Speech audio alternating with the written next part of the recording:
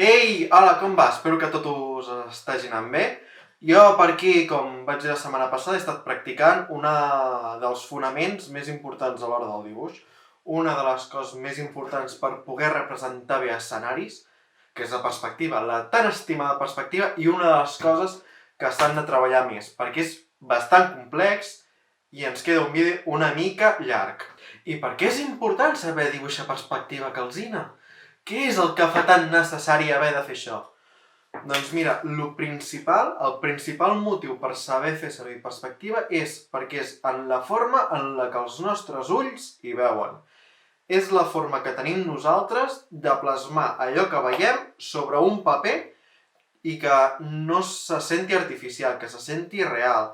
Tant siguin escenaris com personatges. És indiferent, la perspectiva funciona a tot arreu. I per això és tan important, és molt, molt important. Per fer-vos una mica d'introducció us explicaré més o menys els orígens de la perspectiva.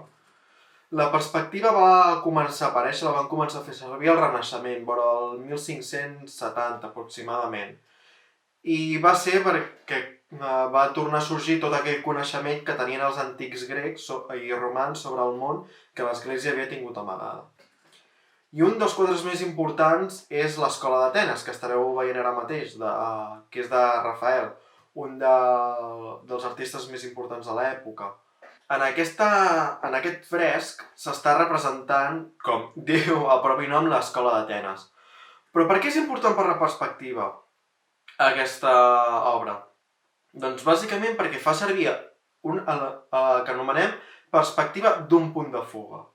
Però no només el fa servir per representar l'escena, sinó que fa servir la pròpia perspectiva per ressaltar els dos personatges principals de l'escena que estan al mig, que són Plató i Aristòtil, que estan just al mig argumentant les seves històries de filòsofs.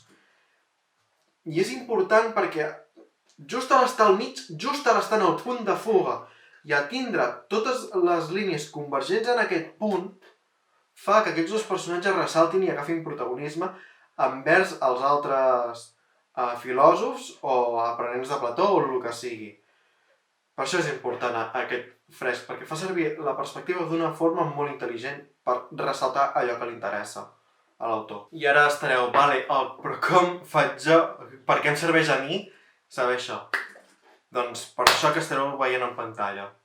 Encara no ho veieu? I amb aquestes línies, com podeu veure, en una fotografia, quan estem mirant un paisatge molt gran, tots els objectes tendeixen a anar a un punt, a un sol punt, a convergir en un punt, que l'anomenem punt de fuga.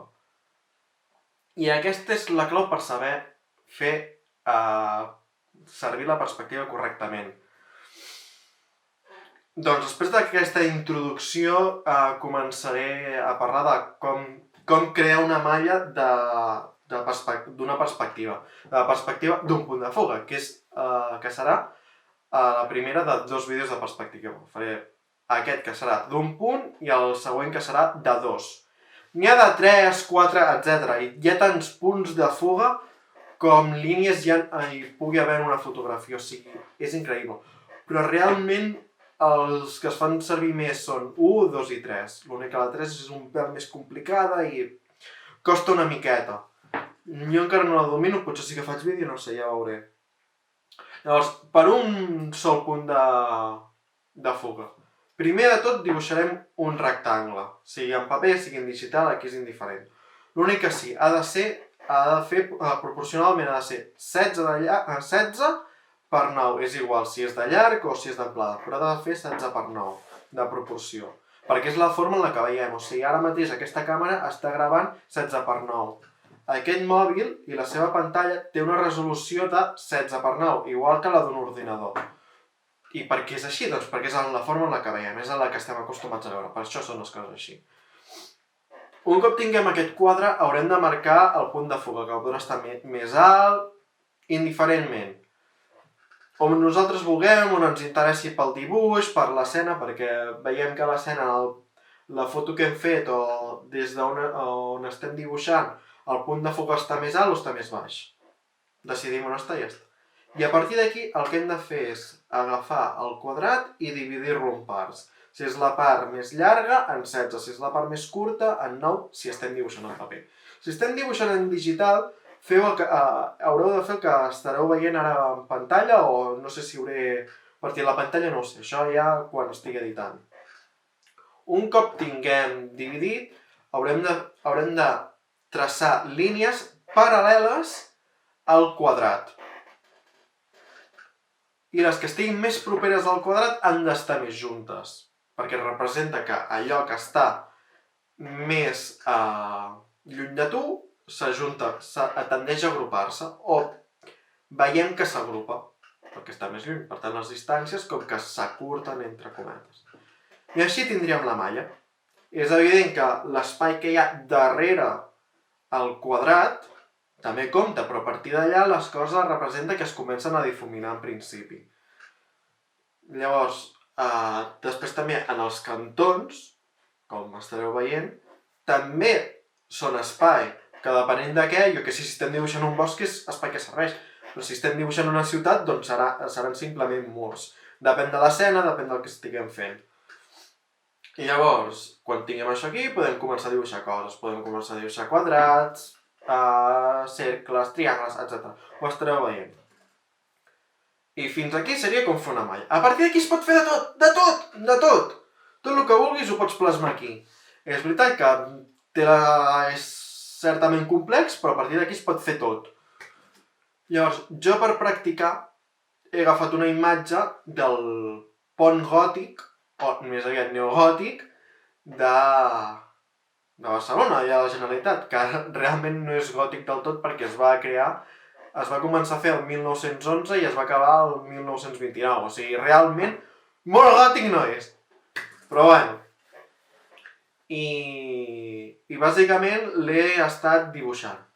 És veritat que a data que estic gravant encara no he acabat el dibuix, o sigui, simplement he fet el que seria l'esbós per mantenir les perspectives i ara mateix estic fent el liner. No sé si a temps de que tregui el vídeo hauré acabat tot, en plan dibuixat i tot. Ja ho veuré, això serà cosa del futur, ho sento. Però sí que he anat aplicant els conceptes de la perspectiva. He anat dibuixant les finestres de les parets al costat, tot els fanals, també he aplicat tot el que seria perspectiva, etc. Ho he anat aplicant tot fins a crear el que estareu veient ara en pantalla, que suposo que serà el line art. O, si no, tinc que acabar l'sketch. O els dos, no ho sé. I ja està, fins aquí seria tot.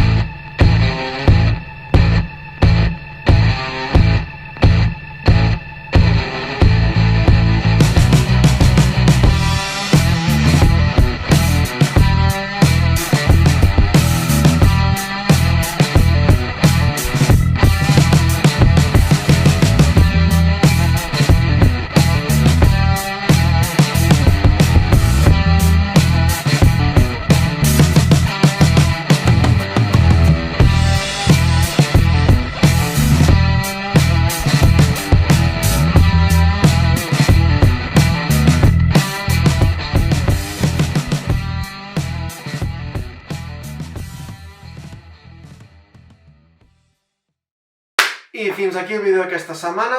Ja sabeu que si em voleu donar més suport em podeu seguir a Instagram, Twitter i TikTok.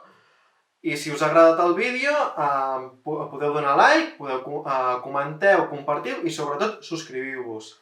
Vinga, ens veiem!